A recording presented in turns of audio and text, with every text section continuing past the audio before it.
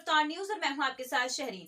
जनपद श्रावस्ती के गिगोला क्षेत्र के अंतर्गत गांव कोट मुबारकपुर मजरा नाउन पूर्वा का मामला प्रकाश में आया है, जहां पर रसोईया में काम कर रही पार्वती उर्फ शैल कुमारी पत्नी स्वर्गीय गंगा प्रसाद जो लगभग 17 वर्ष से रसोईया के प्राथमिक विद्यालय में काम कर रही है। वहीं पीड़िता पार्वती उर्फ शैल कुमारी का आरोप है कि जो खाद्यान्न विद्यालय में बच्चों के भोजन बनाने के लिए आता है, वहीं एक दिन पीड़िता ने इस बात का भांडाफोड़ कर दिया, जिस बात को लेकर प्रधान अध्यापिका अनीता गुप्ता ने पीड़िता को धमकाते हुए नौकरी से निकलवा देने की बात कही। वहीं पीड़िता को विद्यालय से धक्के मार कर निकाल दिया और धमकी देते हुए कहा कि मैंने सुसाइड नोट तैयार कर लिया है, अगर तुम दोबारा विद्यालय में ड्यूटी करने आई तो मैं सुसाइड कर लूंगी, जिससे तुम्हारी जिंदगी तबाह हो जाएगी। इस बात को लेकर पीड़िता काफी दुखी है और सर पर पति का साया भी नहीं है। परेशानी है साहब, हमें स्कूली निकाल कर जैसे प्रधान राशन देते रहे और वही राशन महीने यहार पहाड़ करे लागी। तो जब पूछ जात भा तो हमारा लड़का बताए दिस वही तारीख से हमका गाड़ी दे लागी, मारे लागी, भगावे लागी और कोई स्कूल आई हो तो रजिस्टर फाड़ आरब और तो करे पर मुकदमा दायर कर दे फलान ढमा सब साहब इंजाम लगाए, चोरी छिंदरी सब कुछ सामने हमें। ये कौन है जो प्रताड़ित कर रहा है आपको? ये अनीता गुप्ता तो मास्टर आई नहीं जी, आप क्या काम क्या कर रही हैं वहाँ विद्यालय में? में साहब खाना बनाते हैं। तो इन समस्याओं को लेकर आप प्रशासन से क्या कहेंगे हमारे चैनल के माध्यम से? कहेंगे साहब हमका निकाल थे, हम अगर न रखे तो हम जहर माहौर खा ले। हम परिवार हमारा ना है साहब, 15-20 साल से बनाई थे और आज हमका तो इल्जाम लगाए स्कूल से बाहर करती। वहीं इस गांव में मीडिया पहुंचकर और इस मामले की पड़ताल शुरू कर दी है। उसी गांव में बीडीसी से भी पूछताछ की गई और काफ़ी ग्रामीणों से पूछताछ की गई, तो जो पीड़िता का आरोप है ये मामला पूरी तरह से सही साबित हुआ।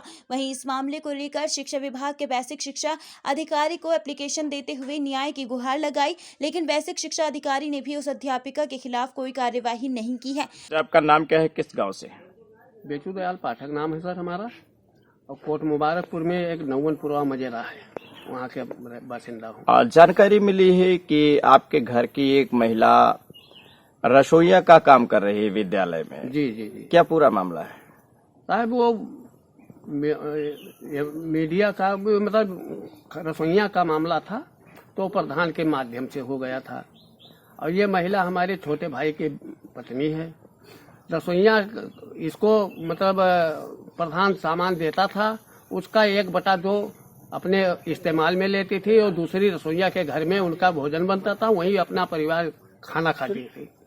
ये रसोईया ने प्रधान फिर भेजे इन्होंने प्रधान जी के पास सामान लिख करके। प्रधान जी ने कहा कि ऐसा है कि ये दूसरे स्कूल में देते हैं, वो 1 हफ्ता चलता है, तुम्हारे यहाँ कैसे खत्म हो जाता है? रसोईया के लड़के ने कहा कि प्रधान जी हम नहीं जाने थे, लेकिन दूसरी रसोईया बताई से कि बहन जी दाल वाले अपने अलमारी में धरे लेते हैं। बस दूसरे दिन वो रसोईया से भिड़ गई, कहीं तुम्हारा लड़का हमें चोरी लगा उसे प्रधान के सामने। यही प्रकरण लेकर के कौन भिड़ गया और किससे भिड़ गया? अनीता हेडमास्टर है वहाँ की, और ये पार्वती देवी उर्फ शैल कुमारी वहाँ की रसोईया हैं। एक रसोईया ने शिकायत चोरी लगाया उसने और भिड़ गई, इसके लड़की को झोंटा पकड़ के मारे और इसको मारे। और बीडीसी के सामने बीडीसी ने खुद छुड़ाया साहब। हम भी वहाँ मौजूद थे, गांव के प्रतिनिधि हैं तो हम भी वहाँ थे, लेकिन बीडीसी ने जब छुड़ाया उसके बाद में भद्दी गाली 2 अक्टूबर इस बात को लेकर क्या प्रधान जी को जानकारी दी गई? प्रधान की तरफ से कोई आश्वासन मिला? प्रधान जी मौके पर मौजूद थे। पांडे जी एक हमारे दद्दन पांडे मित्र हैं और मौजूदा प्रधान भी वहाँ मौजूद थे। बाद प्रधान जी ने खुद कहा, जब उसने ये कहा कि हम पार्वती देवी को निकाल देंगे, तब बीडीसी ने कहा और प्रधान जी ने कहा कि तुम्हारा कोई इसमें जिम्मेदारी नहीं है, निकलेंगी तो दोनों रसोईया निकलेंगी बहन जी। तब बहन जी ने कहा कि पार्वती निकलेंगी या मैं निकलूंगा, और पार्वती के खिलाफ लिख दिया साहब। वो परेशान है, गरीब महिला है। अच्छा, इस बात को लेकर कहीं एप्लीकेशन दिया गया विभागीय अधिकारियों को? जिलाधिकारी महोदय को दिया, उनका ट्रांसफर हो गया। बीएसए महोदय को दिया। बीएसए साहब ने डिप्टी साहब को लिखा कि क्या कर रहे हो वहाँ अपने ऑफिस में बैठ करके, इसका कहीं ना कहीं अटैच करवा दीजिए।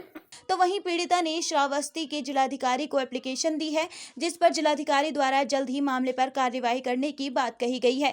तो वहीं अध्यापिका की मनमानी रवैये से उस गांव के लोग और उस विद्यालय में पोस्ट शिक्षकों के लिए जीना मुहाल हो गया है। अब देखना ये होगा कि पीड़िता को प्रशासन द्वारा न्याय मिल पाता है या यूं ही पीड़िता दर दर की ठोकरें खाती रहेगी। ये तो आगे आने वाला समय ही तय करेगा। वहाँ का मामला हमारे भी सामने आया था, तो जो मुझे पता चला, वहाँ गए, दोनों आदमी को सामंजस्य बैठाने के लिए समझाए बुझाए, लेकिन उसका कुछ हमें मानसिक संतुलन गड़बड़ लगा, इसलिए वो कोई वार्ता ढंग से नहीं की।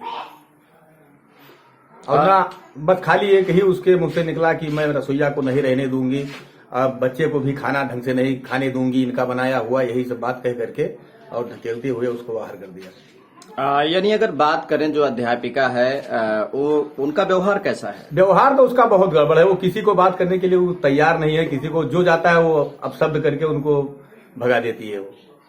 अच्छा, इनकी जो पार्वती जी हैं जो रसोईया का काम कर रहे थे, जानकारी मिली है कि उनसे कोई लड़ाई भी कर लिया था अध्यापिका ने?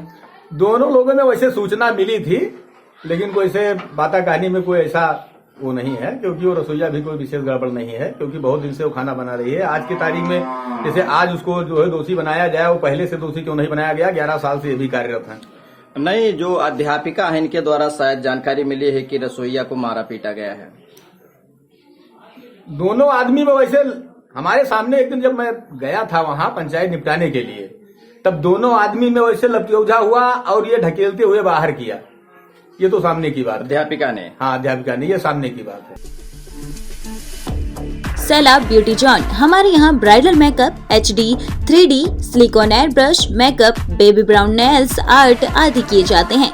Hair chemical smoothening, remoulding, keratin जैसे बोटॉक्स भी सभी केमिकल वर्क हेयर स्पेशलिस्ट द्वारा किए जाते हैं। सभी तरह के कलर, ग्लोबल हाईलाइट और air lock nails home service के लिए 5000 तक की सर्विस कराना कंपलसरी है। नॉर्मल फेशियल से एडवांस फेशियल तक सभी सुविधाएं उपलब्ध हैं।